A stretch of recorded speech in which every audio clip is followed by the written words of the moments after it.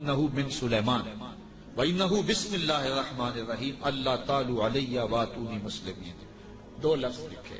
آپ نے کہا خط کا مضمون یہ تھا تم مجھ پر سر بلندی نہ چاہو، مجھ سے بڑا بننے کی کوشش نہ کرنا، سر بلندی نہ چاہو اور فرما بردار ہو کہ میرے پاس حاضر ہو جاؤ. بس دو لفظ تھے، حضرت سلیمان کی مہر تھی، اور یہ خط ہدہد نے جا کے ملکہ بلقیس کو دیا. اس کا وجود کانپنے لگا. پھر وہ سنبھلی اور اپنے سرداروں سے کہنے لگی قالت یا ایھا الملؤ افتونی فی امری ما کنت قاطعۃ امرا حتی تشہدون. اے میرے درباریوں، تم مجھے بتاؤ اس معاملے میں کیا تمہارا مشورہ ہے، چونکہ میں کسی بھی معاملے میں قطعی فیصلہ کرنے سے قبل تمہیں حاضر کرتی ہوں اور تم سے مشورہ لیتا ہوں. مشورے کے بغیر میں نے آج تک کبھی قدم نہیں اٹھایا اور یہ میرا معمول ہے. اب یہ خط آیا ہے، اس کا یہ مضمون ہے جو میں تمہیں سنایا ہے. اب تم بتاؤ کہ اب کیا کیا جائے. اب 12,000 سردار تھے اور ان کے ماتحت فوجیں تھیں. قالو بولے نحن اولو قوت و اولو باس شدید.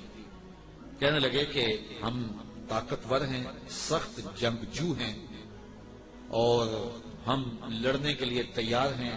قوم کا مورال بلند ہے، فوجیں پوری طاقت میں ہیں، آلات حرب و ضرب بھی ہیں، کوئی کمزوری نہیں ہے. آپ اگر حکم دیں تو ہم حاضر ہیں. والامر الیک فانظری ماذا تامرین. لیکن معاملہ آپ کے ہاتھ میں ہی ہے، حکم آپ کا ہی چلے گا، لیکن ہماری جانب سے کوئی کمزوری نہیں. ہم بالکل تیار ہیں، مستعد ہیں، فعال ہیں، فوجیں تیار ہیں، مورال بلند ہے، لڑنے کے لیے آمادہ ہیں. تو اب آپ کا حکم ہے، کیا آپ حکم دیتی ہیں؟ قالت ان الملوک اذا دخلوا قریۃ افسدوها وجعلوا اعزۃ اہلها اذلہ. ملکہ نے کہا کہ بے شک جب بادشاہ کسی بستی میں داخل ہوتے ہیں تو اسے برباد کر دیتے ہیں اور وہاں کے باعزت لوگوں کو ذلیل و رسوا کر ڈالتے ہیں، اور یہ لوگ یعنی بادشاہ اسی طرح کریں گے.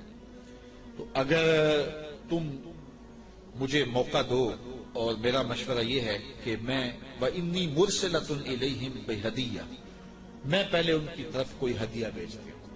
ہم لڑائی کا طبل نہ بجائیں، ہم پہلے ان کی طرف ہدیہ بھیجیں. پہلے دیکھیں فناظرۃ بما یرجو المرسلون. پھر ہم دیکھتے ہیں کہ جو ہمارے قاصد گئے ہیں وہ کیا پیغام لاتے ہیں. اگر وہ ہمارے ہدیے کو قبول کر لیتے ہیں اور کوئی ہماری سیٹنگ ہو جاتی ہے تو پھر تو لڑائی کی ضرورت نہیں ہے. لڑائی بہت خطرناک ہوتی ہے، اس کے انجام بڑے بھیانک ہوتے ہیں. وہ تھی بڑی سمجھدار. فوجوں نے کہا ٹھیک ہے، جرنیلوں نے کہا لڑیں گے، اور سرداروں نے کہا قوم کا مورال بلند ہے، اور جو ہے وہ افسروں نے کہا کہ ہماری فوج بڑی ٹریننگ یافتہ ہے، ہمارے پاس آلات حرب و ضرب موجود ہیں، لڑیں گے. لیکن اس نے کہا صبر کرو، پہلے میں کوئی تحفہ دے کے قاصد بھیجتی ہوں. وہ قاصدوں کو کیا جواب دیتے ہیں؟ لڑائی تو آخری حل ہے، پھر ہم دیکھیں گے. فلما جاء سلیمان، جب قاصد حضرت سلیمان کے پاس آیا. کہتے ہیں وہ تحفہ کیا تھا؟ مفسرین نے لکھا ہے کہ وہ سونے کی اینٹ تھی اور اس کو قیمتی کپڑے میں دیباج میں لپیٹ کر کے باقاعدہ اس کے لیے جو ہے وہ ایک چیز بنائی گئی اور غلافوں میں لپیٹ کر کے وہ خادم حضرت سلیمان کے پاس قاصد لے کر حاضر ہوا کہ ان کو اینٹ پیش کریں، کیونکہ سونے اور چاندی سے بادشاہ لوگ بڑے خوش ہوتے ہیں.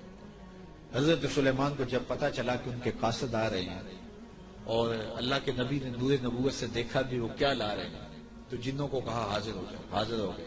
کہا 1,000 سونے کی اینٹیں میرے تخت کے آگے فرش پر بچھا دو.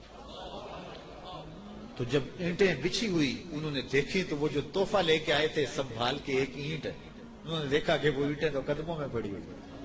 تو اب وہ تحفہ دیتے ہوئے شرم محسوس کرنے لگے. کیا دے؟ الٹے بانس بریلی کو، یہاں تو اینٹیں قدموں میں پڑی ہوئی ہیں. علاؤ الدین خلجی ساری زندگی تڑپتا رہا کہ حضرت خواجہ نظام الدین اولیاء کی بارگاہ میں حاضری دو. آپ مانتے نہیں تھے، آپ کا مزاج ایسا تھا کہ شاہوں سے گریزاں تھے. تو اس نے بڑا زور کیا.